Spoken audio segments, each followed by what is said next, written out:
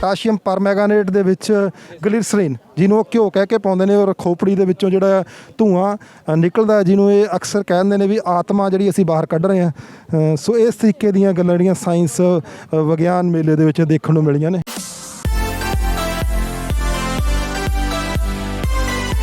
ਹੁਣ ਆਪਾਂ ਐਂਟਰ ਕੀਤੇ ਆ ਉਸ ਏਰੀਆ ਦੇ ਵਿੱਚ ਜਿੱਥੇ ਮॉडल्स ਤਿਆਰ ਕਰਕੇ ਲਿਆਏ ਨੇ ਅੱਜ ਸਕੂਲ ਕਾਲਜਸ ਤੋਂ ਬੱਚੇ, ਔਰ ਬੜੇ ਹੀ ਡਿਫਰੈਂਟ ਜਿਹੜੇ ਨੇ ਔਰ ਮੀਨਿੰਗਫੁਲ ਨੇ ਜਿਹੜੇ, ਔਰ ਯੂਜ਼ਫੁਲ ਨੇ ਜਿਹੜੇ ਉਹ ਮॉडल ਤਿਆਰ ਕੀਤੇ ਨੇ, ਜਿੱਥੋਂ ਬਹੁਤ ਸਾਰੀਆਂ ਚੰਗੀਆਂ ਜਿਹੜੀਆਂ ਗੱਲਾਂ ਨੇ ਆਪਾਂ ਨੂੰ ਪਤਾ ਲੱਗਦੀਆਂ ਨੇ।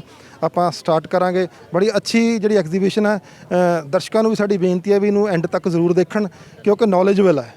ਜੀ ਸਰ, ਆਪਾਂ ਇੱਥੋਂ ਸ਼ੁਰੂਆਤ ਕਰੀਏ ਜੀ। ਇਹ ਜਿਹੜੇ ਪੰਡਾਲ 'ਚ ਆਪਾਂ ਆ ਗਏ ਜੀ, ਅੱਜ ਇੱਥੇ ਕੰਪੀਟੀਸ਼ਨ ਹੋ ਰਿਹਾ ਹੈ। ਸਕੂਲਾਂ ਕਾਲਜਾਂ ਤੇ ਯੂਨੀਵਰਸਿਟੀਆਂ ਦੇ ਵਿਦਿਆਰਥੀ ਨੇ ਜਿਹੜੇ ਆਪਣੇ ਆਪਣੇ ਮਾਡਲਸ ਲੈ ਕੇ ਆਏ ਨੇ। ਇਹ ਰੋਚਕ ਰਿਸਰਚ ਹੈ ਜੀ ਜਿਹੜੀ ਇਹ ਵਿਦਿਆਰਥੀ ਨੇ ਕੀਤੀ ਹੈ ਜੀ। ਇਹ ਸਾਡੇ ਡਿਪਾਰਟਮੈਂਟ ਦੇ ਵਿੱਚ ਹੀ ਹੋਈ ਰਿਸਰਚ ਹੈ ਤੇ ਜਿਹੜੀ ਕਿ ਚੰਗੇ ਵਧੀਆ ਪਬਲੀਕੇਸ਼ਨ ਇਹਦੀਆਂ ਹੋਈਆਂ ਨੇ। ਇਹ ਵਿਦਿਆਰਥੀ ਨੇ ਜਿਹੜੀ ਰਿਸਰਚ ਕੀਤੀ ਹੈ ਜਿਹਦੇ ਨਾਲ ਅਸੀਂ ਇਹ ਪਤਾ ਕਰ ਸਕਦੇ ਹਾਂ ਵੀ ਕੋਈ ਦਰਖਤ ਗਿਰਨ ਵਾਲਾ ਹੈ ਕਿ ਨਹੀਂ ਗਿਰਨ ਵਾਲਾ। ਜੇ ਇਹਨੂੰ ਸੌਖੇ ਸ਼ਬਦਾਂ 'ਚ ਕਹਿ ਲਈਏ ਤਾਂ ਇਹ ਕਿਸੇ ਦਰਖਤ ਦੀ ਲਾਈਫ ਨੂੰ ਪ੍ਰੈਡਿਕਟ ਕਰਦੀ ਹੈ। ਮੰਨ ਲਓ ਕਿਸੇ ਦਰਖਤ ਦੇ ਵਿੱਚ ਪੈਸਟੀਸਾਈਡ ਇਨਸੈਕਟ ਕਰਕੇ ਉਹ ਗਿਰਨ ਦਾ ਉਹਦਾ ਖਤਰਾ ਹੋ ਗਿਆ, ਤਾਂ ਇਹ ਉਹਦੀ ਲਾਈਫ ਨੂੰ ਪ੍ਰੈਡਿਕਟ ਕਰ ਦੂ ਬਿਨਾਂ ਦਰਖਤ ਨੂੰ ਡੈਮੇਜ ਕੀਤੇ। ਬਹੁਤ ਵਧੀਆ, ਬਹੁਤ ਵਧੀਆ ਰੋਚਕ ਰਿਸਰਚ ਜਿਹੜੀ ਹੈ ਵਿਭਾਗ ਦੇ ਵਿੱਚ ਹੋਈ ਹੈ ਜੀ। ਇਹ ਇਹਨਾਂ ਨੇ ਕੀਤੀ? ਇਹ ਇਹਨਾਂ ਨੇ। ਹਾਂਜੀ, ਕਿੰਨਾ ਕੁ ਸਮਾਂ ਤੁਹਾਨੂੰ ਨੌਜਵਾਨ ਲੱਗਿਆ ਸਾਰੀ ਖੋਜ ਕਰਨ? ਸਰ ਮੈਨੂੰ ਟੋਟਲ 8 ਮਹੀਨੇ ਲੱਗੇ ਸੀਗੇ ਪੂਰਾ ਸਮਾਨ ਤਿਆਰ ਕਰਨ ਨੂੰ ਤੇ ਅਸੈਂਬਲ ਕਰਨ ਨੂੰ ਤੇ ਪ੍ਰੋਪਰ ਰਿਸਰਚ ਕਰਨ ਨੂੰ। It's working completely fine sir. It's accuracy is almost 98% sir. कैसे ਤੁਹਾਨੂੰ ਆਈਡੀਆ ਕਿਵੇਂ ਆਇਆ ਵੀ ਇਹ ਜਿਹੜਾ ਕੰਮ ਕਰਨਾ ਚਾਹੀਦਾ? ਸਰ ਬੇਸਿਕਲੀ ਆਪਣੇ ਕੋਲ ਜਿਹੜੇ এনवायरमेंट 'ਚ ਪੇੜ ਹੁੰਦੇ ਆ ਤੇ ਬਾਹਰੋਂ ਦੇਖਣ 'ਚ ਪਤਾ ਨਹੀਂ ਲੱਗਦਾ ਅੰਦਰ ਕੀ ਪਤਾ ਕੀੜਾ ਲੱਗੇ ਹੋਏ ਹੌਲ ਹੋਏ, ਕਿਸੇ ਦੇ ਕਾਰ ਦੇ ਉੱਤੇ ਗਿਰ ਸਕਦੇ ਆ, ਕਿਸੇ ਦੀ ਪ੍ਰੋਪਰਟੀ ਡੈਮੇਜ ਕਰ ਸਕਦੀਆਂ ਤੇ it comes under act of God ਤੇ ਸਰ ਇੰਸ਼ੋਰੈਂਸ ਦਾ ਪੈਸਾ ਵੀ ਨਹੀਂ ਮਿਲਦਾ। ਤੇ ਸਰ ਜਿਹੜੇ ਟਰੀਜ਼ ਆਪਣੇ এনवायरमेंट 'ਚ ਪਹਿਲਾਂ ਹੀ ਗਿਰਨ ਵਾਲੇ ਆਪਾਂ ਨੂੰ ਉਹਨਾਂ ਦੀ ਹੈਲਥ ਮੋਨੀਟਰਿੰਗ ਕਰਕੇ ਉਹਨਾਂ ਨੂੰ ਪਹਿਲਾਂ ਹੀ ਉਹਨਾਂ ਦਾ ਇਲਾਜ ਕਰਵਾ ਸਕਦੇ ਆ ਤਾਂ ਕਿ ਕਿਸੇ ਦੀ ਪ੍ਰੋਪਰਟੀ ਨਾ ਡੈਮੇਜ ਕਰੇ। ਇਹ ਯੂਨੀਵਰਸਿਟੀ ਦਾ ਮਕੈਨੀਕਲ ਇੰਜੀਨੀਅਰਿੰਗ ਡਿਪਾਰਟਮੈਂਟ ਹੈ। ਇਹ ਮਕੈਨੀਕਲ ਇੰਜੀਨੀਅਰਿੰਗ ਡਿਪਾਰਟਮੈਂਟ ਨੇ ਜਿਹੜੇ ਵਿਦਿਆਰਥੀਆਂ ਨੇ ਇਨ ਹਾਊਸ ਫੈਸਿਲਿਟੀਜ਼ ਨੂੰ ਯੂਜ਼ ਕਰਕੇ ਇਹ ਕਾਰਾਂ ਬਣਾਈਆਂ ਨੇ। ਇਹ ਮਾਡਲ ਪਿਛਲੇ ਦਿਨਾਂ ਦੇ ਵਿੱਚ ਹੀ ਜਿਹੜੀ ਨੈਸ਼ਨਲ ਲੈਵਲ ਦਾ ਕੰਪੀਟੀਸ਼ਨ ਹੋਇਆ ਨੋਇਡਾ, ਉੱਥੇ ਸਾਡੇ ਬੱਚਿਆਂ ਨੇ ਪਾਰਟਿਸਿਪੇਟ ਕੀਤਾ ਤੇ ਉੱਥੋਂ ਵੀ ਇਹ ਚੰਗੀਆਂ ਪੋਜੀਸ਼ਨਾਂ ਲੈ ਕੇ ਹਾਜ਼ਰ ਹੋਏ ਨੇ। ਇਹ ਹੈ ਜੀ ਮੇਨ ਜਿਹੜਾ ਮਕੈਨੀਕਲ ਇੰਜੀਨੀਅਰਿੰਗ ਦੇ ਜਿਹੜੇ ਸਟੂਡੈਂਟ ਨੇ ਉਹਨਾਂ ਨੇ ਜੇ ਕਾਰਸ ਤਿਆਰ ਕੀਤੀਆਂ ਨੇ। ਮੈਡਮ ਇਹ ਕਾਰ ਜ਼ਰੂਰ ਦਿਖਾਓ ਤੁਸੀਂ। ਔਰ ਇਹਨਾਂ ਨੇ ਇਹਦੇ 'ਚ ਇਸ ਤਿਆਰੀ 'ਚ ਕਈ ਪੋਜੀਸ਼ਨਸ ਵੀ ਹਾਸਲ ਕੀਤੀਆਂ ਨੇ। ਇਹ ਵੱਖ-ਵੱਖ ਕੰਪੀਟੀਸ਼ਨਸ ਵੀ ਜਾਂਦੇ ਨੇ। ਪਰ ਜੀ ਸਾਡੇ ਕਹਿੰਦੇ ਥਾਰ ਦਾ ਤੇ ਟਰੈਕਟਰਾਂ ਦਾ ਬੜਾ ਰਿਵਾਜ ਆ, ਤੁਸੀਂ ਤਾਂ ਬੜਾ ਇੱਕ ਨਵੀਂ ਟੈਕਨੀਕ ਵਾਲੀ ਕਾਰਾਂ ਬਣਾਤੀਆਂ ਨੇ ਤੇ ਕਿੰਨਾ ਕਿਵੇਂ ਉਤਸ਼ਾਹ ਆਇਆ, ਕਿਵੇਂ ਸਾਰੇ ਸਟੂਡੈਂਟਸ ਦਾ ਮਨ ਬਣਿਆ?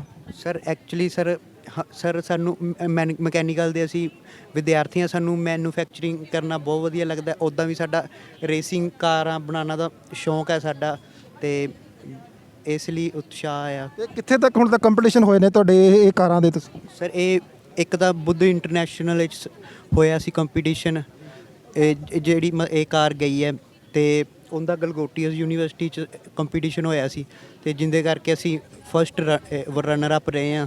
ਇਹਦੀ ਪ੍ਰੈਪਰੇਸ਼ਨ ਦੇ ਲਈ ਕਿਹੜਾ ਸਮਾਨ ਕਿਵੇਂ ਇਸਤੇਮਾਲ ਕੀਤਾ ਜਾਂ ਸਾਰਾ ਤੁਸੀਂ ਆਪ ਹੀ ਲੱਭ ਕੇ? ਇਹ ਸਰ ਇਹਦਾ ਸਮਾਨ ਮਤਲਬ ਵੱਖਰੇ ਵੱਖਰੇ ਮਤਲਬ ਪੂਰਾ ਇਹ ਕੁਛ ਪਟਿਆਲੇ ਤੋਂ ਲਿਆਂਦਾ, ਰਾਜਪੁਰੇ ਤੋਂ ਲਿਆਂਦਾ, ਜੋ ਮਤਲਬ ਬਣਾਈ ਅਸੀਂ ਵਰਕਸ਼ਾਪ 'ਚ ਬਣਾਈ ਹੈ, ਜਿਹਦੇ ਕਰਕੇ 3 ਤੋਂ 4 ਮੰਥ ਸਾਨੂੰ ਬਣਾਉਂਦੇ ਲੱਗ ਗਏ।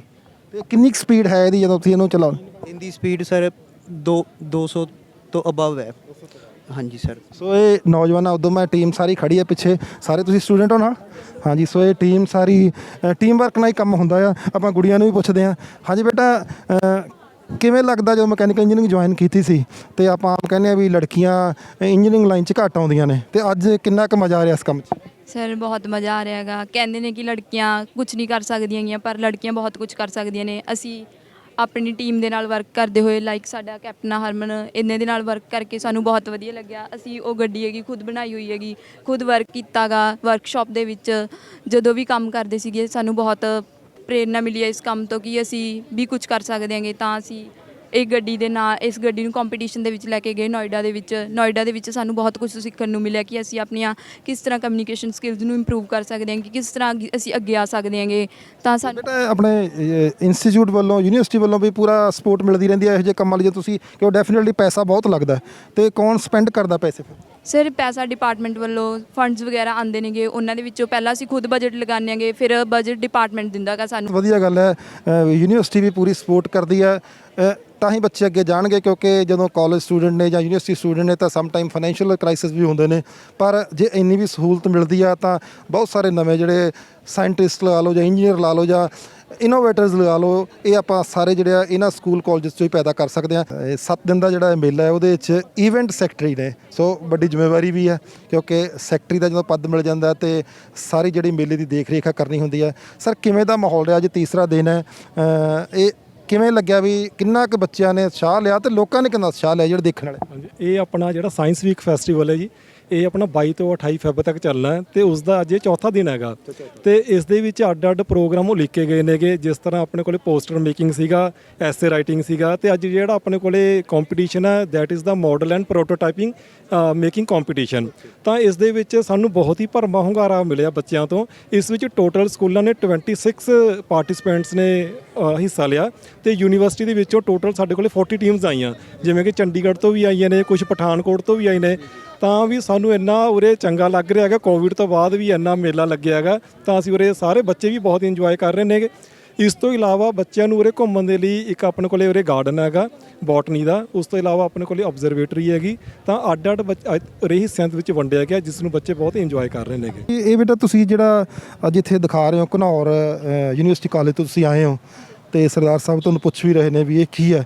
ਇਹ ਤੁਸੀਂ ਜਿਹੜਾ ਸਟਾਲ ਲਾਇਆ, ਸਾਨੂੰ ਤਾਂ ਉਹ ਸਾਇੰਸ ਵਾਲੇ ਹਰੇ ਨੀਲੇ ਰੰਗ ਲੱਗਦੇ ਨੇ ਵੀ ਹਰੇ ਨੀਲੇ ਰੰਗ ਪੈਣੇ ਕੋ ਸਰਦਾਰ ਜੀ ਐਵੇਂ ਲੱਗ ਰਿਹਾ? ਹਾਂ ਸਾਨੂੰ ਇਹਦੇ ਬਾਰੇ ਪਤਾ ਨਹੀਂ ਹੈ। ਹਾਂ ਵੀ ਰੰਗ ਬਾਰੇ ਪਤਾ ਰੰਗ ਹੈ। ਸੋ ਹੁਣ ਇਹ ਵਿਦਿਆਰਥੀ ਦੱਸਣਗੇ ਵੀ ਇਹ ਕਿਉਂ ਨੇ ਲਾਲ ਪੀਲੇ ਹਰੇ ਰੰਗ। ਸਰ ਇਹ ਜੋ ਅੱਜ ਦਾ ਆਪਣਾ ਐਕਸਪੈਰੀਮੈਂਟ ਹੈ ਨੈਚੁਰਲ ਇੰਡੀਕੇਟਰਸ ਦੇ ਉੱਤੇ ਹੈ। ਇੰਡੀਕੇਟਰਸ ਦੋ ਟਾਈਪ ਦੇ ਹੁੰਦੇ ਆ, ਇੱਕ ਨੈਚੁਰਲ ਹੁੰਦੇ ਆ ਤੇ ਇੱਕ ਸਿੰਥੈਟਿਕ ਇੰਡੀਕੇਟਰਸ ਹੁੰਦੇ ਆ। ਜੋ ਸਿੰਥੈਟਿਕ ਇੰਡੀਕੇਟਰਸ ਹੁੰਦੇ ਆ ਉਹ ਸਾਡੇ ਲਈ ਹਾਨੀਕਾਰਕ ਹੁੰਦੇ ਆ, ਹੈ ਨਾ, ਤੇ ਉਹ ਮਹਿੰਗੇ ਵੀ ਜ਼ਿਆਦਾ ਆਉਂਦੇ ਆ ਤੇ ਇਸ ਕਰਕੇ ਆਪਾਂ ਨੈਚੁਰਲ ਇੰਡੀਕੇਟਰਸ ਲਏ ਆ। ਨੈਚੁਰਲ ਇੰਡੀਕੇਟਰਸ ਜੋ ਆਪਣੇ ਘਰੇ ਈਜ਼ੀਲੀ ਅਵੇਲੇਬਲ ਹੈ, ਜਿਵੇਂ ਕਿ ਰੈੱਡ ਕੈਬੇਜ ਹੋ ਗਈ, ਅਨੀਅਨ, ਆਪਾਂ ਬੰਦ ਗੋਭੀ ਕਹਿ ਲੈਂਦੇ ਹਾਂ, ਹਾਂਜੀ, ਲੈਮਨ ਜੂਸ ਹੋ ਗਿਆ, ਕੁਝ ਵੀ ਇਵੇਂ ਦੀ ਕੋਈ ਵੀ ਚੀਜ਼ਾਂ ਲੈ ਲਓ ਜੋ ਆਪਣੇ ਘਰੇ ਅਵੇਲੇਬਲ ਹੈ। ਤੇ ਇਹ ਐਕਸਪੈਰੀਮੈਂਟ ਪਰਫਾਰਮ ਕਰਨ ਦਾ ਵੇ ਇਸ ਕਰਕੇ ਆ ਕਿਉਂਕਿ ਜੋ ਨੈਚੁਰਲ ਇੰਡੀਕੇਟਰਸ ਆ ਉਹ ਈਜ਼ੀਲੀ ਅਵੇਲੇਬਲ ਵੀ ਹੈ ਤੇ ਉਹਨਾਂ ਦੀ ਜ਼ਿਆਦਾ ਕੋਸਟ ਵੀ ਨਹੀਂ ਹੈਗੀ। ਜੇ ਸਿੰਥੈਟਿਕ ਇੰਡੀਕੇਟਰਸ ਯੂਜ਼ ਕਰੀਏ ਤਾਂ ਉਹ ਬਹੁਤ ਜ਼ਿਆਦਾ ਐਕਸਪੈਂਸਿਵ ਵੀ ਹੁੰਦੇ ਆ, ਆਪਣੀ ਪਹੁੰਚ ਤੋਂ ਕਈ ਵਾਰ ਬਾਹਰ ਵੀ ਹੁੰਦੇ ਤੇ ਉਹ ਸਾਡੇ ਲਈ ਹਾਨੀਕਾਰਕ ਵੀ ਹੁੰਦੇ ਆ।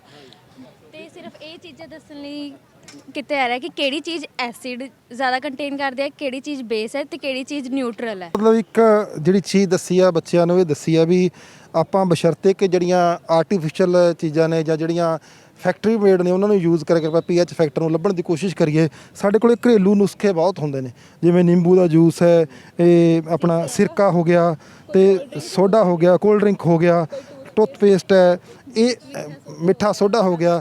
ਆਪਾਂ ਬਹੁਤ ਸਾਰੀਆਂ ਚੀਜ਼ਾਂ ਜਿਹੜੀਆਂ ਸਾਡੇ ਘਰਾਂ 'ਚ ਨੇ ਇਹਨਾਂ ਨਾਲ ਵੀ ਅਸੀਂ ਉਹ ਪੀਐਚ ਫੈਕਟਰ ਜਿਹੜਾ ਉਹ ਲੱਭ ਸਕਦੇ ਹਾਂ। ਸੋ ਸਾਇੰਸ ਜਿਹੜੀ ਆ ਜ਼ਿੰਦਗੀ 'ਚ ਬਹੁਤ ਸਾਰੀਆਂ ਜਗ੍ਹਾ 'ਤੇ ਅਪਲਾਈ ਹੁੰਦੀ ਆ। ਆਪਾਂ ਬਾਰ-ਬਾਰ ਇਹੀ ਕਹਿੰਦੇ ਆ, ਥੋੜ੍ਹਾ ਜਿਹਾ ਇਹਨੂੰ ਸਮਝਣ ਦੀ ਲੋੜ ਹੈ। ਜਿਹੜਾ ਸਾਇੰਸ ਦੀ ਜਿਹੜੀ ਸਭ ਤੋਂ ਵੱਡੀ, ਜੇ ਆਪਾਂ ਸਿੱਧੇ ਰੂਪ ਦੇ ਵਿੱਚ ਗੱਲ ਕਰੀਏ ਲੋਕਾਂ ਦੇ ਨਾਲ, ਤਾਂ ਉਹ ਹੈ ਵੀ ਵਹਿਮਾਂ ਭਰਮਾਂ ਤੋਂ ਦੂਰ ਕਰਨਾ। ਤੇ ਇਹ ਉਹ ਕਾਊਂਟਰ ਹੈ ਜਿੱਥੇ ਜਾਦੂ, ਜਿੰਨ, ਖੂਨੀ ਖੇਲ ਤੇ ਆਤਮਾ ਦਾ ਖਾਤਮਾ, ਭੂਤਨੀ, ਸੋ ਇਹ ਜਿਹੜੀਆਂ ਸਾਰੀਆਂ ਚੀਜ਼ਾਂ ਨੇ, ਆਤਮਾ ਦਾ ਵਾਸ, ਉਹਨੂੰ ਇਹ ਜਿਹੜੇ ਸਟੂਡੈਂਟਸ ਨੇ ਜਾਂ ਇਹ ਜਿਹੜੇ ਇਸ ਮਿਸ਼ਨ 'ਚ ਲੱਗੇ ਨੇ ਲੋਕਾਂ ਨੂੰ ਜਾਗਰੂਕ ਕਰਨ ਦੇ ਲਈ ਸਾਇੰਸ ਦੀ ਮਾਰਫਤ, ਇਹ ਉਹ ਨੌਜਵਾਨ ਨੇ। ਇਹ ਦੇਖੋ ਖੋਪੜੀ ਜਿਹੜੀ ਸਾਹਮਣੇ ਬਣਾਈ ਆ ਜਿਹਦੇ ਵਿੱਚੋਂ ਧੂੰਆਂ ਨਿਕਲ ਰਿਹਾ, ਜੇ ਆ ਦਿਖ ਰਿਹਾ ਤੇ ਹਾਂ।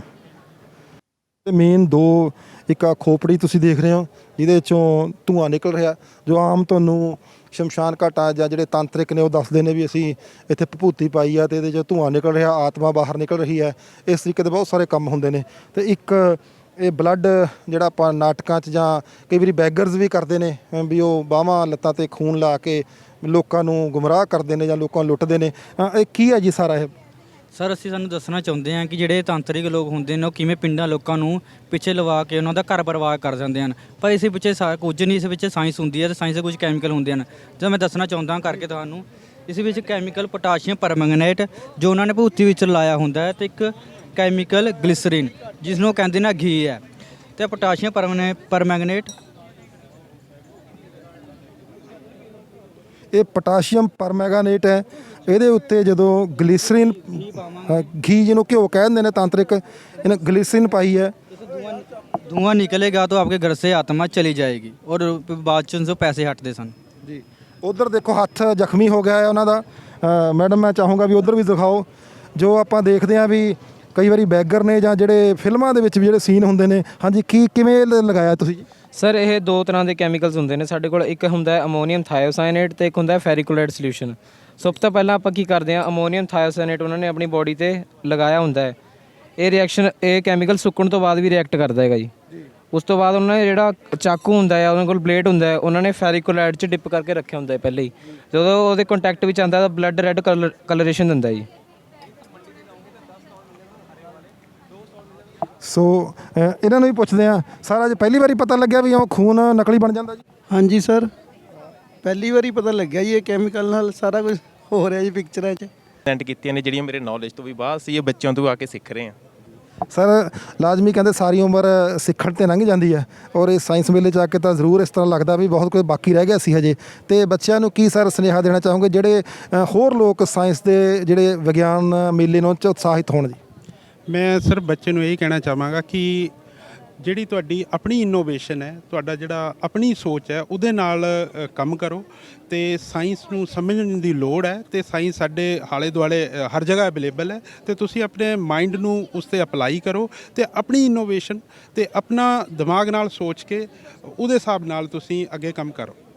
ਕਿਵੇਂ ਕੋਈ ਮੈਸੇਜ ਅੱਛਾ ਮਿਲਿਆ ਜੀ ਜਿਵੇਂ ਇਹਨਾਂ ਨੇ ਦੱਸਿਆ? ਹਾਂਜੀ, ਬਹੁਤ ਵਧੀਆ ਮੈਸੇਜ ਮਿਲਿਆ ਕਿ ਬਹੁਤ ਹੀ ਬੱਚਿਆਂ ਨੂੰ ਵੀ ਬਹੁਤ ਸਿੱਖਣ ਦਾ ਮਿਲ ਰਿਹਾ ਕਿ ਸਾਰੇ ਜਿਹੜੇ ਕਨਸੈਪਟ ਨੇ ਉਹ ਕਲੀਅਰ ਹੋ ਰਹੇ ਨੇ। ਪਹਿਲਾਂ ਤਾਂ ਬੱਚੇ ਵੀ ਇਹੀ ਸੋਚਦੇ ਸੀ ਕਿ ਸੱਚ 'ਚ ਖੂਨ ਨਿਕਲ ਰਿਹਾ, ਤੇ ਬਹੁਤ ਇੰਪ੍ਰੈਸਿਵ ਹੈ ਇਹ। ਬੱਚਿਆਂ ਨੂੰ ਬਹੁਤ ਐਜੂਕੇਸ਼ਨਲ ਜਿਹੜਾ ਹੈ ਬੱਚਿਆਂ 'ਚ ਵਾਧਾ ਹੋ ਰਿਹਾ। ਇੱਥੇ ਜਿਹੜੇ ਆ ਜਿੱਥੇ ਸਾਇੰਸ ਜਿਹੜੀ ਦੂਸਰੇ ਸਟਾਲਸ ਨੇ ਉਹ ਲਾਈਫ 'ਚ ਡਿਫਰੈਂਟ ਤਰੀਕੇ ਦੇ ਨਾਲ ਆਪਣੇ ਉਹਨਾਂ ਦਾ ਅਸਰ ਹੈ, ਪਰ ਇਹ ਸਿੱਧੇ ਰੂਪ 'ਚ ਤਾਂ ਜੁੜੇ ਹੋਏ ਨੇ ਕਿਉਂਕਿ ਬਹੁਤੇ ਜਿਹੜੇ ਪਿੰਡਾਂ ਦੇ ਵਿੱਚ ਤਾਂਤਰਿਕ ਨੇ ਜਾਂ ਆਪਣੇ ਅਖੌਤੀ ਜਿਹੜੇ ਬਾਬੇ ਨੇ ਉਹ ਇਸ ਤਰੀਕੇ ਦੀਆਂ ਗੱਲਾਂ ਕਰਦੇ ਨੇ, ਲੋਕਾਂ ਨੂੰ ਮੂਰਖ ਬਣਾਉਂਦੇ ਨੇ। ਸਿਰਫ ਪੋਟਾਸ਼ੀਅਮ ਪਰਮੈਂਗਾਨੇਟ ਦੇ ਵਿੱਚ ਗਲਿਸਰੀਨ ਜਿਹਨੂੰ ਉਹ ਘਿਓ ਕਹਿ ਕੇ ਪਾਉਂਦੇ ਨੇ, ਔਰ ਖੋਪੜੀ ਦੇ ਵਿੱਚੋਂ ਜਿਹੜਾ ਧੂਆਂ ਨਿਕਲਦਾ ਜਿਹਨੂੰ ਇਹ ਅਕਸਰ ਕਹਿੰਦੇ ਨੇ ਵੀ ਆਤਮਾ ਜਿਹੜੀ ਅਸੀਂ ਬਾਹਰ ਕੱਢ ਰਹੇ ਹਾਂ। ਸੋ ਇਸ ਤਰੀਕੇ ਦੀਆਂ ਗੱਲਾਂ ਜਿਹੜੀਆਂ ਸਾਇੰਸ ਵਿਗਿਆਨ ਮੇਲੇ ਦੇ ਵਿੱਚ ਦੇਖਣ ਨੂੰ ਮਿਲੀਆਂ ਨੇ।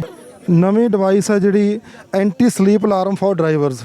ਜੇ ਆਪਾਂ ਬਾਹਰ ਫੋਰਨ 'ਚ ਗੱਲ ਕਰਦੇ ਹਾਂ ਤਾਂ ਉੱਥੇ ਜਦੋਂ ਫੁੱਟਪਾਥ 'ਤੇ ਨੇੜੇ ਜਾਂਦੀ ਆ ਕਾਰ ਤੇ ਉਹ ਵਾਈਬਰੇਟ ਕਰਦੀ ਆ, ਪਰ ਇਹ ਅੱਜ ਪਹਿਲੀ ਵਾਰੀ ਮੈਂ ਇੱਥੇ ਇੰਡੀਆ 'ਚ ਵੀ ਦੇਖ ਰਿਹਾ ਵੀ ਇਹਨਾਂ ਨੇ ਇੱਕ ਸਟੂਡੈਂਟਸ ਨੇ ਬਣਾਇਆ anti sleep alarm for drivers. Explanation ਇਹਨਾਂ ਕੋਈ ਪੁੱਛਦੇ ਆ। ਹਾਂਜੀ, ਇਹ ਕਿਸ ਤਰ੍ਹਾਂ ਸਾਰੀ ਤੁਸੀਂ ਸਟੂਡੈਂਟਸ ਤਿਆਰ ਕੀਤੀ ਹੈ? ਇਹ ਸਰ ਬੇਸਿਕਲੀ ਜਿਹੜੇ ਡਰਾਈਵਰਸ ਆਪਣੇ ਇੰਡੀਆ ਵਿੱਚ ਲੌਂਗ ਰੂਟ ਤੇ ਜਾਂਦੇ ਆ, ਉਹਨਾਂ ਨੂੰ ਕਈ ਵਾਰੀ ਅੱਖ ਲੱਗ ਜਾਂਦੀ ਹੈ ਰਾਤ ਨੂੰ, ਜਿਹੜੇ ਕਾਫੀ ਲੌਂਗ ਰੂਟ ਤੇ ਚੱਲਦੇ ਆ। ਤੇ ਇਹ ਡਰਾਈਵਰ ਦੀ ਜਦੋਂ ਪਹਿਲੀ ਵਾਰੀ ਅੱਖ ਬੰਦ ਹੁੰਦੀ ਹੈ ਤੇ ਅਲਾਰਮ ਲਾਇਆ ਸੀ ਇੱਕ ਬਜ਼ਰ, ਉਹ ਔਨ ਹੋ ਜਾਂਦਾ। ਜੇ ਉਹਦੇ ਤੋਂ ਵੀ ਨਹੀਂ ਉੱਠਦਾ ਡਰਾਈਵਰ, ਫਿਰ ਹੌਲੀ ਹੌਲੀ ਬ੍ਰੇਕਾਂ ਅਪਲਾਈ ਕਰਕੇ ਇਹ ਗੱਡੀ ਕੰਟਰੋਲ ਕਰ ਲੈਂਦਾ ਹੈ। ਇਹ ਪ੍ਰੋਗਰਾਮ ਕੀਤਾ ਸੀ ਇਹਨੂੰ। ਇਹ ਆਈ ਹੈ ਸਰ, ਜੇ ਇਹ ਆਈ ਦਾ ਕੰਮ ਕਰ ਰਹੀ ਹੈ, ਆਈ ਓਪਨ ਹੈ, ਗੱਡੀ ਚੱਲ ਰਹੀ ਹੈ ਸਰ, ਡਰਾਈਵਰ ਚਲਾ ਰਿਹਾ ਹੈ। ਆਈ ਕਲੋਜ਼ ਹੋ ਗਈ ਹੈ ਸਰ ਹੁਣ, ਤੇ ਪਹਿਲਾਂ ਅਲਾਰਮ ਔਨ ਹੋਊਗਾ। ਅਲਾਰਮ ਔਨ ਹੋਇਆ ਸਰ, ਡਰਾਈਵਰ ਨਹੀਂ ਉੱਠਿਆ, ਫਿਰ ਹੌਲੀ ਹੌਲੀ ਬ੍ਰੇਕਾਂ ਅਪਲਾਈ ਹੋ ਕੇ ਗੱਡੀ ਕੰਟਰੋਲ ਕਰ ਲਈ। ਤੇ ਇਹ ਫਿਰ ਇਹਦੇ 'ਚ ਤੁਸੀਂ ਕੋਈ ਸੈਂਸਰ ਇਸਤੇਮਾਲ ਕਰਦੇ ਹੋ ਵੀ ਜਿਹੜਾ ਸਾਹਮਣੇ ਆਈ ਸੈਂਸਰ ਯੂਜ਼ ਕੀਤਾ ਹੋਇਆ, ਉਹ ਓਪਨ ਆਈ ਕਲੋਜ਼ ਆਈ ਡਿਟੈਕਟ ਕਰਦਾ ਹੈ। ਅਗਰ 2 ਸੈਕਿੰਡ ਤੋਂ ਜ਼ਿਆਦਾ ਆਈ ਕਲੋਜ਼ ਹੋ ਜਾਂਦੀ ਹੈ ਤਾਂ ਬਜ਼ਰ ਔਨ ਹੋ ਜਾਂਦਾ। ਤੇ ਇਹ ਜਿਹੜਾ ਸੈਂਸਰ ਹੈ ਬੇਟਾ ਕਿੱਥੇ ਫਿਕਸ ਕਰਦੇ ਆਪਾਂ? ਸਰ ਗੂਗਲਸ ਦੇ ਵਿੱਚ ਆਪਾਂ ਉਹ ਕਰਦੇ ਹਾਂ। ਇਸ ਦੇ ਵਿੱਚ ਵੀ ਫਿਕਸ ਹੋ ਜਾਂਦਾ ਸਰ। ਓਕੇ, ਇਹਦੇ ਪੋਟੈਂਸ਼ੀਓਮੀਟਰ ਲੱਗਿਆ, ਉਹ ਰੇਂਜ ਵਧਾ ਕੇ ਆਪਾਂ ਫਰੰਟ ਮਿਰਰ ਤੇ ਵੀ ਫਿਕਸ ਕਰ ਸਕਦੇ ਹਾਂ ਆਈ ਦੇ ਸਾਹਮਣੇ। ਯੈਸ। ਸੋ ਇੱਕ ਵੱਡੀ ਸੋਹਣੀ ਡਿਵਾਈਸ ਹੈ ਇਹ, ਕਿਉਂਕਿ ਆਮ ਜਿਹੜੇ ਆਪਣੇ ਐਕਸੀਡੈਂਟ ਹੁੰਦੇ ਨੇ ਮੋਸਟਲੀ ਉਹ ਨੀਂਦ ਕਰਕੇ ਹੀ ਹੁੰਦੇ ਨੇ, ਤੇ ਇਹ ਇੱਕ ਅੱਛੀ ਡਿਵਾਈਸ ਹੈ ਵੀ ਜੇ ਡਰਾਈਵਰ ਦੀ ਜਿਹੜੀ ਅੱਖ ਹੈ ਉਹ ਬੰਦ ਹੁੰਦੀ ਆ ਤਾਂ ਇੱਕ ਅਲਾਰਮ ਜਿਹੜਾ ਬੀਪ ਹੋਣ ਲੱਗ ਜਾਂਦੀ ਆ। ਆਫਟਰ ਦੈਟ ਜੇ ਬੀਪ ਤੇ ਵੀ ਡਰਾਈਵਰ ਜਿਹੜਾ ਉਹ ਚੁਕੰਨਾ ਨਹੀਂ ਹੁੰਦਾ ਤਾਂ ਉਹ ਜਿਹੜੀ ਆ ਬ੍ਰੇਕ ਸਿਸਟਮ ਤੇ ਜਿਹੜੀ ਆ ਡਿਵਾਈਸ ਕੰਮ ਕਰਦੀ ਆ ਤੇ ਬ੍ਰੇਕ ਲਗਾ ਦਿੰਦੀ ਆ, ਜਿਹਨੂੰ ਆਪਾਂ ਬੁਨਕਰ ਕੀੜੀ ਕਹਿੰਦੇ ਆ, ਵੀਵਿੰਗ ਐਂਟ ਕਹਿੰਦੇ ਆ। ਇਹਦਾ ਸਾਇੰਟੀਫਿਕ ਨੇਮ ਹੈ ਓਕੋਫਿਲਸ ਮਾਰੈਕਟਿਨ। This is only one species in all over India. ਇਹ ਕੀ ਕਰਦੀਆਂ ਸਰ, ਤੁਸੀਂ ਆਹ ਦੇਖ ਸਕਦੇ ਹੋ, ਇਹ ਲੀਵਸ ਨੂੰ ਆਪਸ 'ਚ ਬੁਣ ਕੇ ਨੈਸਟ ਬਣਾਉਂਦੀਆਂ ਨੇ। ਜਿਵੇਂ ਤੁਸੀਂ ਆਹ ਰੇਸ਼ਾ ਦੇਖ ਰਹੇ ਹੋ, ਇਹਦੇ ਛੋਟੇ ਛੋਟੇ ਲਾਰਵੇ ਹੁੰਦੇ ਆ, ਉਹ ਲਾਰਵਿਆਂ ਨੂੰ ਆਪਸ 'ਚ ਇਕੱਠਾ ਕਰਕੇ ਐਵੇਂ ਪੱਤਿਆਂ ਨੂੰ ਆਪਸ 'ਚ ਬੁਣ ਕੇ ਨੈਸਟ ਬਣਾਉਂਦੀਆਂ ਨੇ। ਤਾਂ ਕਰਕੇ ਆਪਾਂ ਇਹਨੂੰ ਬੁਣਕਰ ਐਂਟ ਜਾਂ ਵੀਵਿੰਗ ਐਂਟ ਕਹਿੰਦੇ ਆ। ਅਸੀਂ ਇਹ ਡਿਸਪਲੇ ਇਸ ਲਈ ਕਰ ਰਹੇ ਹਾਂ, ਕੋਈ ਜਨਰਲੀ ਲੋਕੀ ਕੀ ਕਰਦੇ ਆ, ਇਹੋ ਜਿਹਾ ਸਟਰਕਚਰ ਦੇਖ ਕੇ ਪੇੜ ਤੇ ਉਹਨੂੰ ਤੋੜ ਦਿੰਦੇ ਆ ਕਿ ਜੀ ਸਾਡੇ ਪੇੜ ਲਈ ਹਾਨੀਕਾਰਕ ਹੈ, ਲੇਕਿਨ ਐਵੇਂ ਦਾ ਨਹੀਂ ਹੈ। ਇਹ ਪੇੜ ਲਈ ਬਹੁਤ ਬੈਨੀਫਿਟ ਹੈ, ਕਿਉਂਕਿ ਇਹ ਕੀ ਕਰਦੀਆਂ ਨੇ, it can be help use as a biological control agent. First thing ਇਹ ਕੀ ਕਰਦੀਆਂ, ਕੋਈ ਪੈਸਟ ਹੈ ਜਿਵੇਂ ਟਰਮਾਈਟਸ ਨੇ ਪੇੜ ਤੇ ਅਟੈਕ ਕਰ ਰਹੀਆਂ ਨੇ, ਇਹ ਟਰਮਾਈਟਸ ਤੇ ਫੀਡ ਕਰਦੀਆਂ ਨੇ, ਕਿਉਂਕਿ ਇਹ ਬਰੇਸ਼ੀਅਸ ਫੀਡਰ ਨੇ, ਇਹਨਾਂ ਦੇ ਰਸਤੇ ਜਿਹੜਾ ਵੀ ਆਊਗਾ ਉੱਤੇ ਅਟੈਕ ਕਰਨਗੀਆਂ। ਅਲਟੀਮੇਟਲੀ ਇਨਡਾਇਰੈਕਟਲੀ ਉਹ ਸਾਨੂੰ ਬੈਨੀਫਿਟ ਹੈ, ਕਿਉਂਕਿ ਅਗਰ ਟਰਮਾਈਟ ਹੈਗੀ ਇਹ ਤਾਂ ਫੀਡ ਕਰਨੀ, ਇਹ ਤਾਂ ਅਟੈਕ ਕਰਨਗੀ ਆਪਣੀ ਫੀਡਿੰਗ ਲਈ, ਲੇਕਿਨ ਸਾਨੂੰ ਬੈਨੀਫਿਟ ਕੀ ਹੈ ਕਿ ਟਰੀ ਤੇ ਕੋਈ ਅਟੈਕ ਨਹੀਂ ਹੋਏਗਾ, ਟਰੀ ਇੰਟੈਕਟ ਰਹੇਗਾ। ਸੈਕਿੰਡ ਥਿੰਗ, ਅਗਰ ਕੋਈ ਫਰੂਟ ਦੇ ਉੱਤੇ ਕੋਈ ਜਿਵੇਂ ਛੋਟੀ ਛੋਟੀ ਸੁੰਡੀਆਂ ਆ ਜਾਂਦੀਆਂ ਨੇ ਜਾਂ ਕੋਈ ਹੋਰ ਕੀੜਾ ਅਟੈਕ ਕਰਦਾ ਹੈ ਤੇ ਐਂਟ ਉਹਨੂੰ ਵੀ ਅਟੈਕ ਕਰਨ ਤੋਂ ਰੋਕਦੀਆਂ ਨੇ, ਉਸ ਕਰਕੇ ਵੀ ਫਰੂਟ ਜਿਹੜਾ ਹੈ ਉਹ ਇੰਟੈਕਟ ਰਹਿੰਦਾ ਹੈ ਔਰ ਖੁਦ ਦੇ ਫਰੂਟ ਤੇ ਅਟੈਕ ਨਹੀਂ ਕਰਦੀਆਂ। ਇਹ ਫਰੂਟ ਤੇ ਅਟੈਕ ਉਦੋਂ ਕਰਨੀ ਅਗਰ ਉਹ ਨੀਚੇ ਗਿਰਿਆ ਹੋਵੇ ਜਾਂ ਉਹ ਖਰਾਬ ਹੋ ਗਿਆ ਹੋਵੇ। ਅਗਰ ਉਹ ਇੰਟੈਕਟ ਹੈ ਤਾਂ ਇਹਨਾਂ ਫਰੂਟ ਤੇ ਕੋਈ ਲੈਣਾ ਦੇਣਾ ਨਹੀਂ ਹੈ, ਇਹਨਾਂ ਨੇ ਆਪਣਾ ਕੰਮ ਕਰਦੇ ਰਹਿਣਾ ਟਰੀ ਦੇ ਉੱਤੇ। ਅਗਰ ਕੋਈ ਬਰਡ ਆ ਕੇ ਟਰੀ ਤੇ ਬੈਠਦਾ ਹੈ, ਹੁਣ ਇਹ ਸੈਟਲਾਈਟ ਨੈਸਟ ਬਣਾਉਂਦੀਆਂ ਨੇ, ਯਾਨੀ ਹਰ ਟਾਈਮ ਤੇ ਛੋਟੇ ਨੈਸਟ ਬਣੇ ਹੁੰਦੇ ਆ, ਯਾਨੀ ਇਹ ਸਾਰੇ ਟਰੀ ਦੇ ਉੱਤੇ ਇੱਕ ਚੈਨਲ ਦੇ ਤੌਰ ਤੇ ਘੁੰਮਦੀਆਂ ਰਹਿੰਦੀਆਂ ਨੇ ਗਰਾਊਂਡ ਤੋਂ ਲੈ ਕੇ। ਜਿਵੇਂ ਮੈਂ ਇੱਥੇ ਇੱਕ ਫ੍ਰੇਜਿੰਗ ਗਰਾਊਂਡ ਬਣਾਇਆ ਹੋਇਆ ਹੈ, ਜਿਵੇਂ ਇੱਥੇ ਆ ਕੇ ਆਪਣਾ ਫੀਡ ਕਰਨਗੀਆਂ, ਘੁੰਮਣਗੀਆਂ, ਐਵੇਂ ਹੀ ਇਹ ਟਰੀ ਤੋਂ ਨੀਚੇ ਆ ਕੇ ਜ਼ਮੀਨ ਤੇ ਆਪਣਾ ਫ੍ਰੇਜਿੰਗ ਕਰਦੀਆਂ ਰਹਿੰਦੀਆਂ ਨੇ ਤੇ ਟਹਿਣੀਆਂ ਦੇ ਉੱਤੇ ਵੀ ਘੁੰਮਦੀਆਂ ਰਹਿੰਦੀਆਂ ਨੇ। ਇਸ ਕਰਕੇ ਕੋਈ ਵੀ ਬਰਡ ਟਰੀ ਤੇ ਅਟੈਕ ਨਹੀਂ ਕਰ ਪਾਉਂਦਾ। ਅਲਟੀਮੇਟਲੀ ਆਪਾਂ ਇਹਨੂੰ ਕਹਿ ਸਕਦੇ ਹਾਂ ਆਪਾਂ ਸਾਡਾ ਮਿੱਤਰ ਕੀੜਾ ਹੈ, ਹਾਂਜੀ ਪ੍ਰੋਟੈਕਟਰ ਹੈ, ਇਹਨੂੰ ਆਪਾਂ ਮਿੱਤਰ ਕੀੜਾ ਕਹਿ ਸਕਦੇ ਹਾਂ ਕਿ ਸਾਨੂੰ ਇਹ ਕਲਟੀਵੇਸ਼ਨ 'ਚ ਤੇ ਫਰੂਟ ਪ੍ਰੋਡਕਸ਼ਨ 'ਚ ਹੈਲਪ ਕਰਦਾ। ਜਿਵੇਂ ਅਸੀਂ ਉਹ ਛੋਟੇ ਪੜ੍ਹਦੇ ਹੁੰਦੇ ਸੀ, ਹੁਣ ਤਾਂ ਪਤਾ ਵੀ ਨਹੀਂ ਵੀ ਉਹ ਮਿੱਤਰ ਪੰਛੀ ਕਿਹੜੇ ਨੇ ਔਰ ਦੁਸ਼ਮਣ ਪੰਛੀ ਕਿਹੜੇ ਨੇ। ਹੁਣ ਜਿਹੜੇ ਕੰਮ ਕਰ ਰਹੇ ਰਿਸਰਚਰ ਨੇ ਉਹੀ ਤੁਹਾਨੂੰ ਦੱਸ ਸਕਦੇ ਆ ਕਿ ਜੀ ਆਹ ਮਿੱਤਰ ਕਿਹੜੇ, ਜਿਵੇਂ ਹੁਣ ਅਸੀਂ ਐਂਟਸ ਤੇ ਕੰਮ ਕਰ ਰਹੇ ਹਾਂ, ਮੈਂ ਐਂਟਸ ਤੇ ਹੀ PhD ਕਰ ਰਿਹਾ ਇੱਥੇ ਜੂਲੌਜੀ ਡਿਪਾਰਟਮੈਂਟ 'ਚ ਪੰਜਾਬੀ ਯੂਨੀਵਰਸਿਟੀ ਪਟਿਆਲਾ 'ਚ, ਤੇ ਮੇਰਾ ਕੰਮ ਐਂਟਸ ਦੇ ਬਿਹੇਵੀਅਰ ਜਾਂ ਉਹਨਾਂ ਦੀ ਟੈਕਸੋਨੋਮੀ ਰਿਲੇਟਡ ਜਾਂ ਮੋਲੀਕੂਲਰ ਫਾਈਲੋਜੀ ਰਿਲੇਟਡ ਹੈ। ਤਾਂ ਹੁਣ ਜਿਵੇਂ ਮੈਨੂੰ ਪਤਾ ਹੁਣ ਮੈਂ ਤੁਹਾਨੂੰ ਦੱਸ ਸਕਦਾ, ਤੁਸੀਂ ਮੇਰੇ ਥਰੂ ਜਾਣ ਕੇ ਅੱਗੇ ਫਿਰ ਜਿਵੇਂ ਲੋਕਾਂ ਨੂੰ, ਕਾਮਨ ਲੋਕਾਂ ਨੂੰ, ਜੇ ਆਪਾਂ ਇਹਨੂੰ ਬੁਣਕਰ ਕੀੜੀ ਕਹਿ ਦਿੰਦੇ ਹਾਂ, ਐਵੇਂ ਜੋ ਲੋਕਾਂ ਨੂੰ ਪਤਾ ਲੱਗੇਗਾ ਫਿਰ ਹੌਲੀ ਹੌਲੀ ਦੀ ਪ੍ਰੋਟੈਕਸ਼ਨ ਹੋਏਗੀ। ਐਵੇਂ ਤਾਂ ਹੁਣ ਜਿਵੇਂ ਤੁਸੀਂ ਕਿਹਾ ਉਹ ਤਾਂ ਅੱਜਕੱਲ੍ਹ ਹੈ ਹੀ ਹੈ ਜੀ। ਦੇਖੋ ਬਹੁਤ ਵਧੀਆ ਗੱਲ ਲੱਗੀ ਮੈਨੂੰ ਤਾਂ। ਉਹ 7ਵੀਂ 8ਵੀਂ ਦੀ ਆਪਣੀ ਗੱਲ ਯਾਦ ਆ ਗਈ ਵੀ ਉਹ ਪੜ੍ਹਦੇ ਹੁੰਦੇ ਸੀ ਵੀ ਮਿੱਤਰ ਪੰਛੀ ਕਿਹੜੇ ਨੇ, ਤੇ ਅੱਜ ਕੱਲ੍ਹ ਤਾਂ ਬੱਚਿਆਂ ਨੂੰ ਮਾਰੀਓ ਜਾਂ ਵੀਡੀਓ ਗੇਮਾਂ ਦਾ ਪਤਾ ਆ। ਔਰ ਇਹ ਬੁਣਕਰ ਕੀੜੀ ਬਾਰੇ ਜਿਹੜੀ ਇੰਨੀ ਜਾਣਕਾਰੀ, ਆਪਾਂ ਕੀੜੀ ਨੂੰ ਕੀੜੀਓ ਗਿਣਦੇ ਹਾਂ, ਪਰ ਇਹ ਮਤਲਬ ਕਿੰਨਾ ਇੱਕ ਮਹੱਤਵਪੂਰਨ ਜਿਹੜਾ ਜੀਵ ਹੈ ਵੀ ਜਿਹੜਾ ਪੂਰੇ ਦੀ ਪੂਰੀ ਇੱਕ ਰੱਖਿਆ ਕਰ ਰਿਹਾ ਦਰਖਤ ਦੀ। ਸੋ ਬਚਾਉਣ ਦੀ ਲੋੜ ਹੈ ਇਹਨਾਂ ਸਾਰੀਆਂ ਚੀਜ਼ਾਂ ਨੂੰ, ਔਰ ਖਾਸ ਕਰ ਇਹੋ ਜਿਹੇ ਨੌਜਵਾਨਾਂ ਨੂੰ ਉਤਸ਼ਾਹ ਕਰਨ ਦੀ ਲੋੜ ਹੈ ਜਿਹੜੇ ਇੱਕ ਸਪੈਸੀਫਾਈਡ ਏਰੀਆ ਦੇ ਵਿੱਚ ਜਾ ਕੇ PhD ਕਰ ਰਹੇ ਨੇ, ਉੱਚ ਸਿੱਖਿਆ ਪ੍ਰਾਪਤ ਕਰ ਰਹੇ ਨੇ, ਕਿਉਂਕਿ ਥੋੜ੍ਹੇ ਲੋਕ ਹੋਣਗੇ ਜਿਹੜੇ ਇਹੋ ਜਿਹੀ ਸਿੱਖਿਆ ਪ੍ਰਾਪਤ ਕਰਦੇ ਨੇ ਪਰ এনवायरमेंट ਲਈ ਕੰਮ ਕਰ ਰਹੇ। ਸੋ ਬਹੁਤ ਬਹੁਤ ਮੁਬਾਰਕਾਂ ਜੀ ਤੁਹਾਨੂੰ ਵੀ। ਤੁਸੀਂ ਜਿਹੜਾ ਕੀ ਐਗਜ਼ੀਬਿਸ਼ਨ ਅੱਜ ਤਿਆਰ ਕੀਤੀ ਹੈ? ये यूनाइटेड नेशन असेंबली ने 17 गोल्स सेट किए हैं सस्टेनेबल डेवलपमेंट के लिए। तो हमारे जो ये मॉडल्स हैं और वो पीछे पोस्टर्स हैं, वो उन 17 गोल्स पर हैं। ਆਓ ਵੀ ਵਿਲ ਵਿਜ਼ਿਟ देयर। ਆਓ ਜੀ।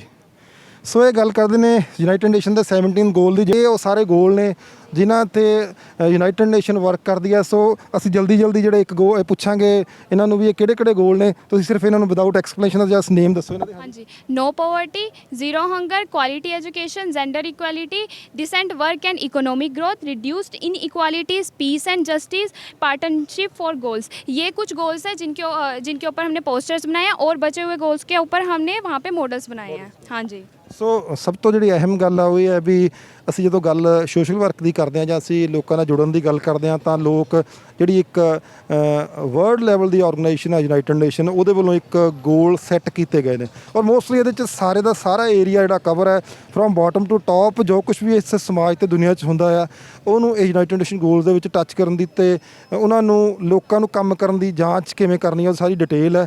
ਤੇ ਆਪਣੇ ਕਿੰਨੇ ਕੁ ਲੋਕ ਨੇ ਜਿਹੜੇ ਅਵੇਅਰ ਨੇ ਯੂਨਾਈਟਿਡ ਨੇਸ਼ਨ ਦੇ ਗੋਲਸ ਬਾਰੇ, ਜਾਂ ਸਪੈਸ਼ਲੀ ਤੁਸੀਂ ਜਿਹੜੇ ਪੜ੍ਹਨ ਲਿਖਣ ਵਾਲੇ ਬੱਚੇ ਜਿਹੜੇ ਆ ਉਹ ਜਾਣਦੇ? सर ऐसा है कि यूनाइटेड नेशंस के साथ मतलब उनके साथ 189 अराउंड कंट्रीज साथ मिलके ये गोल्स को 2030 तक पूरा करने की कोशिश कर रही है। तो एजुकेट जो मतलब ये आ रखा है काफ़ी न्यूज़ पे, तो जो न्यूज़ देखते हैं उनको है पता है, और हमें तो पता ही है साइंस स्टूडेंट्स को कि ऐसा चल रहा है। ਤੁਸੀਂ ਕਿਹੜੇ ਡਿਪਾਰਟਮੈਂਟ 'ਚ ਬੇਟਾ ਇੱਥੇ ਕੀ ਕਰ ਰਹੇ ਹੋ? Zoology and environmental sciences department से हूँ और 5 ईयर इंटीग्रेटेड कोर्स में फर्स्ट ईयर स्टूडेंट हूँ। ਕਿਉਂਕਿ ਛੋਟੇ ਜਵਾਨ ਨੇ ਜੈਮਸ ਪਬਲਿਕ ਸਕੂਲ। ਸੋ ਬੇਟਾ ਤੁਸੀਂ ਕੀ ਤਿਆਰ ਕੀਤਾ ਹੈ? ਬੜਾ ਅੱਛਾ ਤੁਹਾਡਾ ਮਾਡਲ ਲੱਗ ਰਿਹਾ। ਜੀ ਅਸੀਂ एनर्जी कंजर्वेशन ऊपर मॉडल तैयार किया है। इस ਵਿੱਚ हमने ये शो किया है कि कैसे जो हम लोग एनर्जी जो वेस्ट कर रहे हैं, इसमें हमने ये शो किया है कि हम कैसे एनर्जी जो वेस्ट हो रही है हम उसे कैसे कंजर्व कर सकते हैं, मतलब कैसे बचा सकते हैं। तो ये हमारा एक मेथड है जिससे हम लोगों को मोटिवेट कर रहे हैं कि आप इसे बचा सकते हैं एनर्जी को। जैसे जो सोलर एनर्जी है, जो सन से एनर्जी आती है वो इसमें सोलर पैनल में आती है PV सेल से, यानी फोटोवोल्टिक सेल से। फिर इससे ये इसमें जाती है इलेक्ट्रिकल एनर्जी में कन्वर्ट होके, और इससे ये जो पंप है इसमें ये वर्क करता, सारा पानी जो ग्राउंड से वो इसे सक करके वो इसमें डाल देता है, और इससे फिर हम लोग इरीगेशन पर्पसेस के लिए हम इसे यूज़ कर सकते हैं। जैसे इसमें दिखाया है ਕੱਲਾ ਇਰੀਗੇਸ਼ਨ ਨਹੀਂ, ਅਸੀਂ ਹੋਰ ਵੀ ਪਰਪਸਿਸ ਜਿਵੇਂ ਇਹਨੂੰ ਯੂਜ਼ ਕਰ ਸਕਦੇ ਹਾਂ। ਇਸ ਨਾਲ ਸਾਡੀ एनर्जी ਵੀ ਬਚਤ ਹੋਏਗੀ ਤੇ ਸਾਡੀ ਆਉਣ ਵਾਲੀ पीढ़ियों ਨੂੰ कुछ ज़्यादा दिक्कतें भी नहीं होएंगी। हम अगर ये जो लोग नहीं लगा सकते जो क्योंकि बहुत एक्सपेंसिव होता है, 2-3 लाख इसमें लग सकते हैं, तो हम और भी ऐसी चीज़ें हैं जैसे जो थर्मोस्टेट होता है वो भी एक ऐसी चीज़ होती है जो हम यूज़ कर सकते हैं अपने घर में, या फिर जो एसीज़ होते हैं उनको हम ज़्यादा ना यूज़ करें क्योंकि उससे भी हम लोगों का भी हार्म पहुँचेगा और बाहर के एनवायरनमेंट में भी। तो हम बहुत सारी चीज़ें हैं जिससे electrical energy, heat energy, light energy, gravitational, बहुत सारी एनर्जी को ऐसे मेथडों से कंजर्व कर सकते हैं और अपनी आने वाली जनरेशंस के लिए बचा सकते हैं। ਕਾਲਜ ਫਤਿਹਗੜ੍ਹ ਸਾਹਿਬ ਤੋਂ ਜਿਹੜੇ ਸਟੂਡੈਂਟਸ ਨੇ ਉਹਨਾਂ ਨੇ ਪੋਲਿਊਸ਼ਨ ਜਿਹੜਾ ਆ ਲੈਂਡ ਪੋਲਿਊਸ਼ਨ ਹੈ ਜਾਂ ਵਾਟਰ ਪੋਲਿਊਸ਼ਨ ਹੈ, 에ਅਰ ਪੋਲਿਊਸ਼ਨ ਹੈ, ਉਸ ਤੋਂ ਕਿਵੇਂ ਬਚਣਾ ਆ, ਕਿਵੇਂ ਅਸੀਂ ਉਸ ਨੂੰ ਘਟਾ ਸਕਦੇ ਹਾਂ, ਉਹਦੇ ਲਈ ਇੱਕ ਮਾਡਲ ਤਿਆਰ ਕੀਤਾ ਹੈ। ਤਾਂ ਇਹਨਾਂ ਤੋਂ ਹੀ ਜਾਣਦੇ ਹਾਂ ਬੱਚਿਆਂ ਤੋਂ ਵੀ ਇਹ ਕਿਸ ਤਰ੍ਹਾਂ ਬੇਟਾ ਦੀ ਕੀ ਯੂਜ਼ਸ ਨੇ। ਸਰ ਇਹ ਪੋਲਿਊਸ਼ਨ ਬੇਸਡ ਮਾਡਲ ਹੈ ਵੀ ਕਿੱਦਾਂ ਆਪਾਂ ਲੋਕਾਂ ਨੂੰ ਇਹਦੇ ਬਾਰੇ ਅਵੇਅਰ ਕਰ ਸਕਦੇ ਹਾਂ। ਜਿੱਦਾਂ ਕਿ ਫੈਕਟਰੀਜ਼ ਦੇ ਵਿੱਚੋਂ ਜਿਹੜਾ ਵਾਟਰ ਹੈ ਜਿਹਦੇ ਵਿੱਚ ਕੈਮੀਕਲਸ ਹੁੰਦੇ ਆ ਉਹ ਆਪਣੇ ਵਾਟਰ ਰਿਸੋਰਸਿਸ ਦੇ ਵਿੱਚ ਜਾਂਦਾ ਹੈ ਅਤੇ ਐਵੇਂ ਡੋਮੈਸਟਿਕ ਵੇਸਟ ਹੈ ਜਿਹੜਾ ਉਹ ਵੀ ਸਾਰਾ ਵਾਟਰ ਦੇ ਥਰੂ ਉੱਥੇ ਚਲਾ ਜਾਂਦਾ ਹੈ ਅਤੇ ਉਹੀ ਵਾਟਰ ਰਿਸੋਰਸਿਸ ਤੋਂ ਜਿਹੜਾ ਅਸੀਂ ਪਾਣੀ ਹੈ ਉਹ ਖੇਤਾਂ ਲਈ ਯੂਜ਼ ਕਰਦੇ ਹਾਂ ਤਾਂ ਉਹਦੇ ਨਾਲ ਸਾਡੀਆਂ ਫਸਲਾਂ ਨੂੰ ਵੀ ਇਫੈਕਟ ਹੁੰਦਾ ਹੈ ਨਾ। ਉਹ ਵੀ ਸਾਨੂੰ ਫਿਰ ਅਨਹੈਲਦੀ ਫੂਡ ਖਾਵਾਂਗੇ ਤਾਂ ਡਿਜ਼ੀਜ਼ਿਸ ਤਾਂ ਹੋਣਗੀਆਂ ਹੀ। ਉਸੇ ਤਰ੍ਹਾਂ ਜਦੋਂ ਫੈਕਟਰੀਜ਼ ਕੰਮ ਕਰਦੀਆਂ ਤਾਂ ਧੂੰਆਂ ਵੀ ਨਿਕਲਦਾ, ਉਹਦੇ ਨਾਲ ਸਾਨੂੰ ਨੋਇਸ ਪੋਲਿਊਸ਼ਨ ਹੁੰਦਾ ਹੈ, 에ਅਰ ਪੋਲਿਊਸ਼ਨ ਹੁੰਦਾ ਅਤੇ ਸਾਨੂੰ ਜਿਹੜੇ ਲੰਗਸ ਦੀ ਪ੍ਰੋਬਲਮਸ ਹੁੰਦੀਆਂ ਤਾਂ ਉਹਦੇ ਨਾਲ ਜ਼ਿਆਦਾ ਡਿਜ਼ੀਜ਼ਿਸ ਹੋ ਰਹੀਆਂ। ਤਾਂ ਫਿਰ ਉਹੀ ਹੈ ਵੀ ਸਾਨੂੰ ਇਹ ਰਿਡਿਊਸ ਕਰਨਾ ਚਾਹੀਦਾ, ਇਹਨੂੰ ਘਟਾਉਣਾ ਚਾਹੀਦਾ ਹੈ ਅਤੇ ਜਿਹੜਾ ਫੈਕਟਰੀਜ਼ ਦੇ ਵਿੱਚ ਹੈ ਉਹ ਫਿਲਟਰਸ ਲਗਾਉਣੇ ਚਾਹੀਦੇ ਆ, ਕੈਮੀਕਲਸ ਦਾ ਘੱਟ ਯੂਜ਼ ਕਰਨਾ ਚਾਹੀਦਾ ਹੈ। ਘਰਾਂ ਵਿੱਚ ਵੀ ਜਿੱਦਾਂ ਅਸੀਂ ਸਿੰਕ ਦੇ ਵਿੱਚ ਇੰਕ ਵਗੈਰਾ ਜਾਂ ਮੈਡੀਸਿਨਸ ਵਗੈਰਾ ਵੀ ਸਿੱਟ ਦਿੰਦੇ ਆ, ਉਹ ਸਾਨੂੰ ਜਿਹੜਾ ਹੈ ਚੰਗੀ ਤਰ੍ਹਾਂ ਡੀਕੰਪੋਜ਼ ਕਰਨਾ ਚਾਹੀਦਾ ਉਹਨਾਂ। ਇੱਕ ਬੜਾ ਜਿਹੜਾ ਖਾਸ ਕਾਊਂਟਰ ਦੇਖ ਰਹੇ ਹਾਂ ਜਿੱਥੇ ਸਮਾਰਟ ਸ਼ੂ ਲਿਖਿਆ ਇਹਨਾਂ ਨੇ ਵੀ ਦਿਸ ਪ੍ਰੋਜੈਕਟ ਇਜ਼ ਫॉर ਦਾ ਜੋ ਬਲਾਈਂਡ ਪੀਪਲ ਨੇ ਉਹਨਾਂ ਲਈ ਇਲੈਕਟ੍ਰੋਨਿਕ ਕੋਈ ਜੁੱਤੀ ਡਿਜ਼ਾਈਨ ਕੀਤੀ ਹੈ ਬੱਚਿਆਂ ਨੇ। ਸੋ ਜਾਣਦੇ ਹਾਂ ਜੀ, ਹਾਂਜੀ ਕੀ ਸਪੈਸ਼ਲਿਟੀ ਹੈ ਜੀ, ਕਿਸ ਤਰ੍ਹਾਂ ਮਤਲਬ ਇਹ ਕੇਅਰ ਕਰਦੀ ਹੈ ਨਿਤਹੀਨ ਵਿਅਕਤੀ। ਸਰ ਇਸ ਵਿੱਚ ਮੇਨਲੀ ਕੀ ਹੈ, ਇੱਕ ਸਿੰਪਲ ਸ਼ੂ ਹੈ, ਉਹਦੇ ਉੱਤੇ ਇੱਕ ਸਰਕਟ ਇੰਬੈਡਡ ਕੀਤਾ ਗਿਆ ਕਿ ਲਗਾਇਆ ਗਿਆ, ਬਹੁਤ ਸਿੰਪਲ ਕੰਪੋਨੈਂਟਸ ਨੂੰ ਯੂਜ਼ ਕਰਕੇ ਲਗਾਇਆ ਗਿਆ ਅਤੇ ਮੇਨਲੀ ਇਹ ਕੀ ਕਰਦਾ ਹੈ ਕਿ ਜਿਹੜਾ ਇਹ ਸ਼ੂ ਹੈ ਇਹ ਡਿਟੈਕਟ ਕਰਦਾ ਦੋ ਡਿਫਰੈਂਟ ਕਲਰ ਦੇ ਮਤਲਬ ਪਾਥਸ ਨੂੰ। ਅਤੇ ਬਲਾਈਂਡ ਪੀਪਲ ਕੀ ਹੈ ਅਗਰ ਆਪਾਂ ਲਗਾ ਕੇ ਚੱਲੀਏ, ਇੱਕ ਰੋਡ ਹੈ ਸਾਰੀ ਅਤੇ ਆਹ ਫੁੱਟਪਾਥ ਹੈ ਸਾਈਡ 'ਤੇ ਬਣਿਆ ਹੋਇਆ, ਤਾਂ ਦੋ ਆਪਾਂ ਦੇਖ ਸਕਦੇ ਹਾਂ ਦੋ ਡਿਫਰੈਂਟ ਸ਼ੇਡਸ ਨੇ, ਲਾਈਕ ਡਾਰਕ ਸ਼ੇਡ ਅਤੇ ਲਾਈਟ ਸ਼ੇਡ।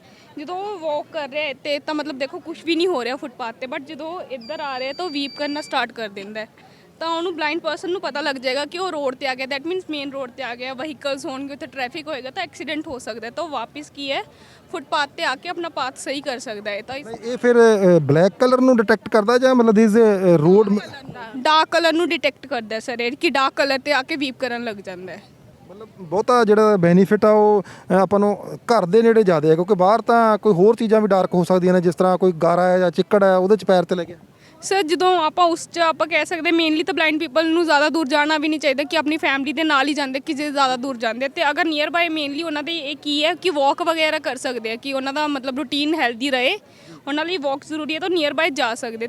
ਵੀ ਇਹ ਖਾਸ ਕਰ ਉਹਨਾਂ ਲੋਕਾਂ ਲਈ ਜਿਨ੍ਹਾਂ ਦਾ ਇੱਕ ਸਪੈਸੀਫਾਈਡ ਏਰੀਆ ਵੀ ਆਪਾਂ ਘਰ ਤੋਂ 100 ਮੀਟਰ 150 ਮੀਟਰ 200 ਮੀਟਰ ਇੱਕ ਆਪਣੀ ਲਾਈਨ ਬਣੀ ਹੁੰਦੀ ਹੈ ਵੀ ਆਪਾਂ ਉੱਥੇ ਜਾਂਦੇ ਹਾਂ ਵਾਪਸ ਆਉਂਦੇ ਹਾਂ ਅਤੇ ਉੱਥੇ ਉਹਨਾਂ ਦਾ ਜਿਹੜਾ ਇੱਕ ਬੰਦਾ ਰੋਜ਼ ਬਾਂਹ ਫੜ ਕੇ ਲੈ ਕੇ ਜਾਂਦਾ ਹੈ, ਪਰ ਉਹ ਜੇ ਆਪਾਂ ਉਸ ਘੇਰੇ ਦੇ ਵਿੱਚ ਉਹਨੂੰ ਦੱਸ ਦਿੱਤਾ ਜਾਵੇ ਵੀ ਇਹ ਲਾਈਟ ਏਰੀਆ ਆ, ਇਹ ਡਾਰਕ ਏਰੀਆ, ਤਾਂ ਡਾਰਕ ਏਰੀਆ ਦੇ ਮੀਨਸ ਜਿਹੜੀ ਰੋਡ ਆ ਜਦੋਂ ਉਹਨਾਂ ਦਾ ਪੈਰ ਉੱਥੇ ਆਏਗਾ ਤਾਂ ਇਹਦੇ 'ਚ ਬੀਪ ਹੁੰਦੀ ਆ। ਇੱਕ ਵਾਰੀ ਫੇਰ ਆਪਾਂ ਦਿਖਾਉਂਦੇ ਆ ਵੀ ਬੀਪ ਕਿਸ ਤਰ੍ਹਾਂ ਹੁੰਦੀ ਆ। ਸੋ ਮੈਡਮ ਥੋੜ੍ਹਾ ਜ਼ਰੂਰ ਦੇਖੋ, ਜਿਸ ਤਰ੍ਹਾਂ ਇਹ ਹੁਣ ਵਾਈਟ ਏਰੀਏ 'ਤੇ ਆ।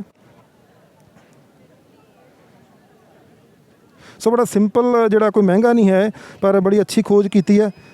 ਇਹ ਜਦੋਂ ਤੁਸੀਂ ਬਲੈਕ ਏਰੀਆ 'ਤੇ ਦੇਖ ਰਹੇ ਹੋ ਜਾਣੀ ਕਿ ਰੋਡ 'ਤੇ ਆ ਗਿਆ ਪੈਰ ਤਾਂ ਇਹ ਬੀਪ ਚੱਲ ਰਹੀ ਹੈ। ਇਹਨੂੰ ਜਦੋਂ ਤੁਸੀਂ ਵਾਈਟ ਏਰੀਆ 'ਤੇ ਕਰਤਾ ਜਾਂ ਲਾਈਟ ਏਰੀਆ ਜਿਹਨੂੰ ਕਹਿ ਦਈਏ ਆਪਾਂ, footpath is a light always, ਅਤੇ ਰੋਡ ਜਿਹੜੀ ਉਹ ਬਲੈਕ ਹੈ, ਬਲੈਕ ਦੇ ਉੱਪਰ ਇਹਦੇ ਬੀਪ ਹੋ ਰਹੀ ਹੈ। ਸੋ ਬਹੁਤ ਵਧੀਆ। ਇਹ ਤੁਸੀਂ ਕਿਸ ਤਰੀਕੇ ਇਹ ਸਾਰਾ ਕਿਵੇਂ ਦਿਮਾਗ 'ਚ ਆਇਆ, ਕਿੱਥੋਂ ਪ੍ਰੈਪਰੇਸ਼ਨ? ਸਰ ਬੇਸਿਕਲੀ ਪਹਿਲਾਂ ਮੈਂ ਇੱਕ ਸੈਂਸਰ ਬਣਾਇਆ ਸੀਗਾ ਜਿਹੜਾ ਆਪਣੇ ਅਲਾਰਮਸ ਹੁੰਦੇ ਆ ਉਹਨਾਂ ਨੂੰ ਯੂਜ਼ ਕਰਕੇ, ਸੈਂਸਰ 'ਚ ਜਸਟ ਇੰਨਾ ਸੀਗਾ ਕੋਈ ਵੀ ਚੀਜ਼ ਆ ਰਹੀ ਹੈ ਤਾਂ ਉਹਨੂੰ ਡਿਟੈਕਟ ਕਰ ਰਿਹਾ। ਤਾਂ ਅਸੀਂ ਸੋਚਿਆ ਕਿ ਮਤਲਬ ਜਦੋਂ ਇੱਕ ਚੀਜ਼ ਨੂੰ ਕਰ ਰਿਹਾ ਤਾਂ ਇਹ ਚੀਜ਼ਾਂ ਨੂੰ ਹੀ ਆਪਸ 'ਚ ਡਿਫਰੈਂਸ਼ੀਏਟ ਕਰ ਸਕਦਾ ਤੇ ਨਹੀਂ ਤਾਂ ਅਸੀਂ ਦੇਖਿਆ ਕਿ ਕਲਰਸ ਨੂੰ ਬਹੁਤ ਅੱਛੀ ਤਰ੍ਹਾਂ ਡਿਫਰੈਂਸ਼ੀਏਟ ਕਰ ਸਕਦਾ। ਤਾਂ ਅਸੀਂ ਸੋਚਿਆ ਕਿ ਕਿਉਂ ਨਾ ਬਲਾਈਂਡ ਪੀਪਲ ਲਈ ਬਣਾਇਆ ਜਾਵੇ ਤੇ ਉਹਨਾਂ ਨੂੰ ਮਤਲਬ ਵਾਕ ਵਗੈਰਾ ਈਜ਼ੀ ਹੋਇਆ ਜਾਵੇ। ਸੋ ਬਹੁਤ ਵਧੀਆ ਇੱਕ ਇਹਨਾਂ ਨੇ ਖੋਜ ਕੀਤੀ ਹੈ।